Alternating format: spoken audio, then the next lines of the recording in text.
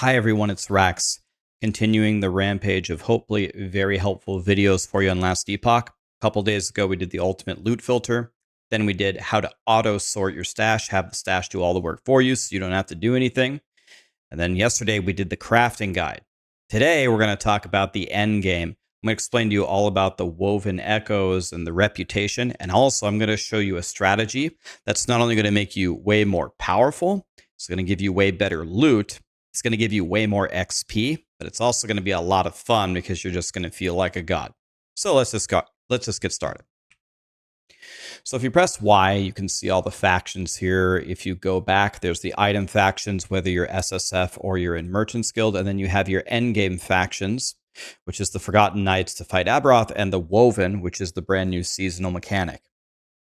So as you're running around and doing different woven activities, you've probably seen them. There's the cemeteries that spawn inside of the maps or the echoes themselves.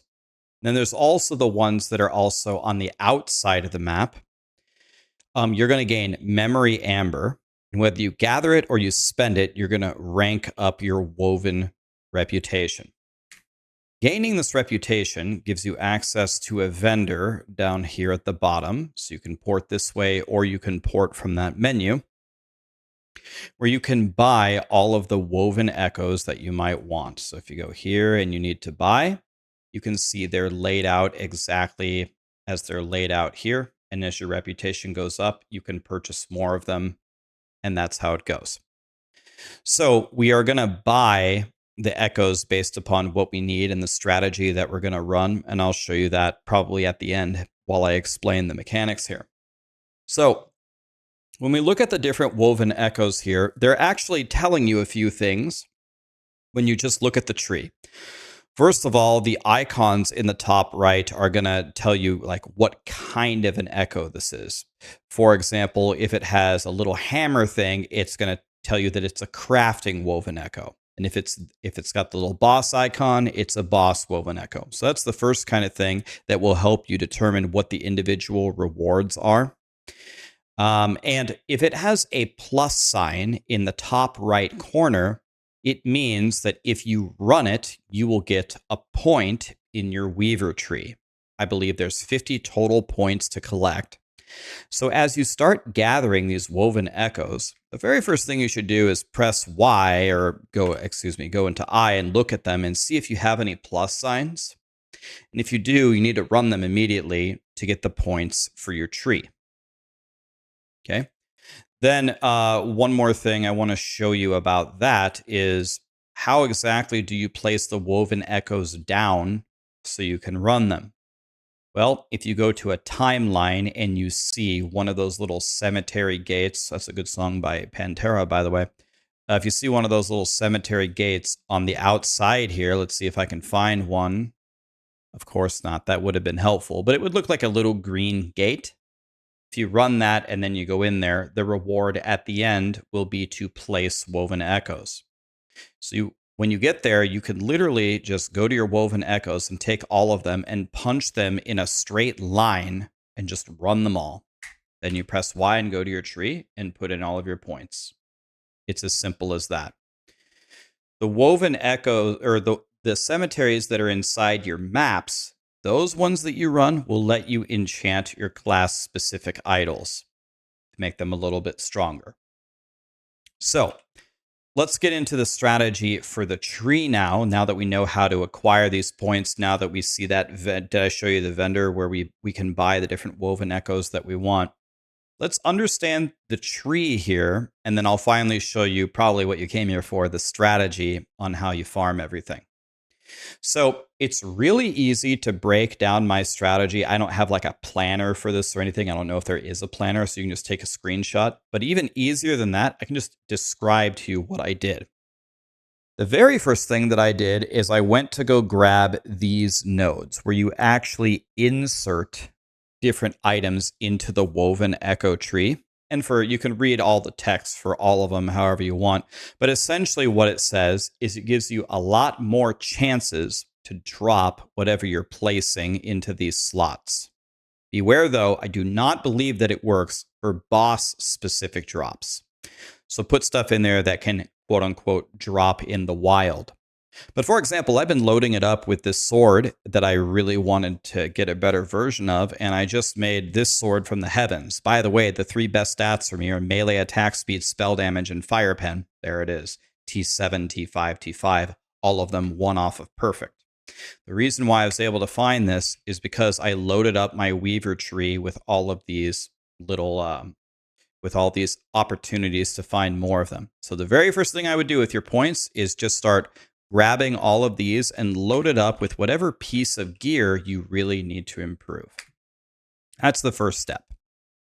Then the second step is I pump up 3 things in my tree, and I do them in this order. The first thing is loot lizards. Those are those little guys that run around that drop a bunch of loot, and a lot of them are down here. But I essentially came down here to take all of these nodes because the loot lizards spawning everywhere is going to really help you. So they spawn more often, and they always drop a unique item, and the champions have a chance to be accompanied by a loot lizard, more common again. Maybe I should take off the S here. That would help us see this better. Loot lizard shrines are more common, and opening a cache has a chance to summon a loot lizard, all of that different stuff. The next thing that I pump up is exalted items. Now, why would I do that? Well, exalted items are pretty much the best items in the game. Not only are exalted items sometimes just best in slot for you to wear, and they're really good starter gear at a minimum, but they're also what you slam into your uniques. So you can never have enough T7 exalts. So you see me pathing over here to get everything that might give me more exalts is the next thing that I'm going to load up on. And then finally, the last thing that I like to load up on is anything with champions, which are over in this direction.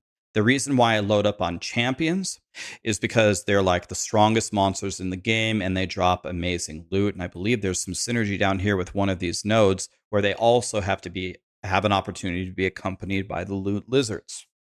So that's why I go and pick all of that. I will mention one other thing that I use to farm these god tier boots. If any of your items can drop in the wild and they require Weaver's Will, these Weaver nodes down here seem pretty damn good. Rare enemies have a chance to drop a Weaver's Will item, and Weaver's Will value in unique items in your echoes has a chance to be rolled twice, picking the higher number. And getting higher value of Weaver's Will for whatever item you need is super insanely valuable. So I specced into those nodes until I found these boots, and these boots are straight from Mount Olympus. That's how I've specced it. I went to go get all the item slots in the Woven Echo slot first. Then I specced loot lizards. Then I pumped up the exalts, and then I finally went for the champions. And remember, these nodes down here are very, very strong as well. If you want to take a screenshot, here's the tree that I'm doing. That's the order in which I did it. Now let's get to the strategy. So this strategy involves Lostwood Folly. So let's read this one. Slay the roaming Fate Weavers among the trails and the woven halls to scatter the Weaver's followers across the surrounding echoes. So packs of the Weaver's followers in those echoes are more powerful, but they drop large amounts of memory amber. So what this says is you put this in the middle and you run it first, and then every echo around it is going to have a lot of packs of monsters. And not only is that going to give you a lot more loot like memory amber, but it's going to give you a lot of XP. It's also just going to make the map a lot more fun because it's just jam-packed with monsters. And then we're going to surround it with false temples. A temple from a forgotten timeline filled with shrines. So it's a huge map. It's got like 20 shrines in it. It's insane. And not only is it going to give you a ton of XP and loot, but the whole time you do it, you're going to have like 20 shrine buffs. So you're going to move at the speed of light. You're going to be throwing spells. You're going to have the warpath and the maelstrom. You have insane defense. So it just turns you into a god. So this is the perfect farming strategy for literally everything. XP, the memory amber, for loot, and for if you have a bad build, if you've just started off. So let me show it to you in action. So I already ran one of those cemetery things to set it up. And so all I did was I placed a Folly right here. And then I just surrounded it with all of the forgotten timeline filled with shrines, forgotten timeline filled with shrines, forgotten timeline. That's all that I did. Okay, I'm a terrible YouTuber. I forgot to do this echo, so we're gonna do one extra echo. We're gonna do this, and you got to make sure that you do the Lost Folly first to spread the monsters into the other echoes around you, and then run it. And I just want to show you one full clear of it. And one thing that I would strongly advise you to do when you get this setup going is don't exit the shrine echo once you have beaten it, because you want to clear the whole thing, because that's the whole reason that we set it up, right? That's the whole reason that we set it up with so many monsters and so many buffs, is so we could run the whole thing. You're going to complete it very quickly, but resist the temptation to exit out prematurely. That's what she said. Okay, so let's just really quickly do this. I apologize that we have to suffer through one additional echo. This is the beautiful Judgment Paladin. I fought regular Aberoth today. We'll probably fight Uber Aberoth, I guess, at the time of the posting of this video today. So if you want to see it live on stream, it'll be probably today. Okay, cleared. Now what we're going to do is we're going to do that Folly one that I told you. We're going to do that one first. See the text. So if you read the echo information, it tells you this one's in the center. And if you saw that really quickly, if you click on it, it shows you the radius of how far it will spread the monsters. We're just going to quickly go through and slay the 3 Fate Weavers, and then it's time to farm to our heart's content. And then once you complete all 4 of these, you just look for another cemetery gate, and then you place the woven echoes in there again. You can just keep running this stuff all the time, because you will get memory amber from this, which means that you can just buy more of these at the vendor that I just showed you. So you can just do this over and over and over. Okay, here's a Fate Weaver. He thinks he can hit me. That's the funniest thing I've ever heard of. I'm a paladin. You can't do anything to me. Okay, move up. By the way, this is almost 500 corruption. Tomorrow I'm going to try to push to about 1,000. This build is insane. If you'd like to play it, it's the Judgment Paladin from Maxroll. If you would like me to make a guide explaining it a little bit further, let me know. But there is a guide on Maxroll if you just want to read it. But this build completely annihilates. Okay, and dead instantly. You have no chance. And now I can finally show you. So now that we have done that Folly and it spread all the monsters, now I run all 4 of these, all of the little forgotten temples and the shrines, and it's just loot time. Let's count how many shrines we have here. We just run around and boink. Okay, it drops affix shards, no problem. And you just full clear it. Again, resist the temptation to leave, but just notice how many monsters there are everywhere, and notice how big this map is. Okay, go over here. I like to do my favorite strategy. I do this in all ARPGs, is I do the outside and then I do the cream filling. 3 shrines in 1 room, by the way. Shrine, shrine, look at all these monsters doing absolutely nothing. XP, XP. By my standards, I have been playing very casually. I would say I've been taking it kind of easy here. But doing the strategy, I'm 97.5, and I also have a 87 Heart Seeker or something. So the XP here is pretty bonkers. But it's so easy because look, you got all these shrine buffs. So if you don't have the greatest build right now, or you're just starting out the end game, I mean, you get to do 4 of these maps in a row. And actually, like, look on my screen, look at the mini map. You see how many white indicators those are? Those are all shrines. So I don't know. This is a lot of fun because you've always got a bunch of superpowers everywhere that you're going. Okay, here's a champion. Let's see how he does against me. Okay, he's dead. Easy. Okay, he spawns a mage, no problem. You want some too? Okay, insta dead. You have no chance. Thank you very much. There's a reason why this Judgment Paladin is considered super S tier on Maxroll. It's pretty much cheating. Oh, I'm summoning meteors now, by the way. Echo conquered. Do not leave.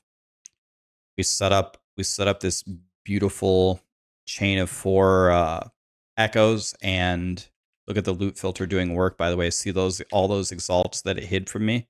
God, I love that. I hate picking up trash. Okay, now I'm shooting chaos bolts. Love that. Still have the meteors going.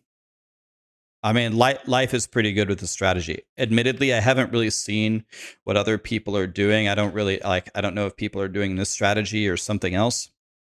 Maybe out there is a more like specialized strategy with a little bit better returns. Like maybe like some of the echoes require like you fight all the harbingers, for example. Maybe there's a way to like juice those up or something. But definitely for new players, it's got to be one of the best ways to do it. And we got looks like we got a loot lizard shrine. And of course, we buffed all the loot lizards also in our tree. Sorry, I can't breathe over here. And there we go. I mean, you get the idea here, guys. I guess I'll just do one more, finish up the clear here for demonstration purposes. But this is what I've been running the whole time. When I was really weak, I really appreciated the shrines. And now that I'm getting more to God level, well, I still appreciate the shrines. It's just fun. Hard to get bored of this when you just keep getting like 30 power-ups per map or however many it is. Okay, we got a rune warden. You have no chance. Okay, we got another guy. Okay, you also have no chance. Here comes a mage. Put down the judgments. Consider yourself judged. You're gone. Prophecy complete. Thank you very much. And we've pretty much completed here. Let's just dive into the middle here and do some cream filling. Red. Love to see red. Let's see what it is. T7 block effectiveness. I actually have 100% chance to block. 100%. So beautiful. Okay. Well, I think that about wraps this. Oh, no, never mind. There's a room down there with 4 shrines. All right, we got to go get that.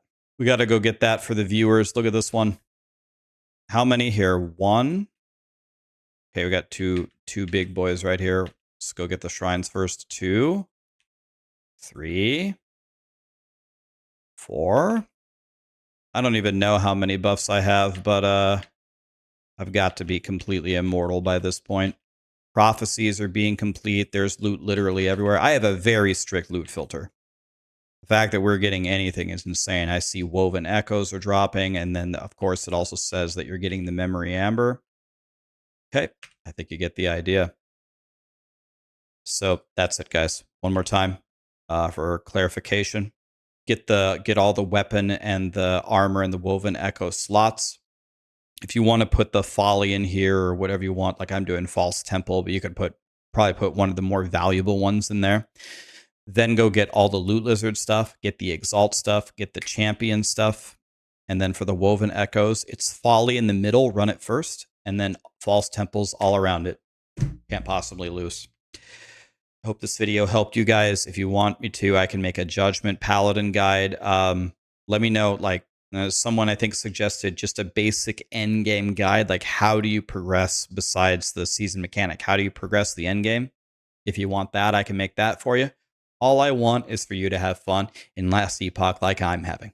That's it, guys. Have a great day. Thank you.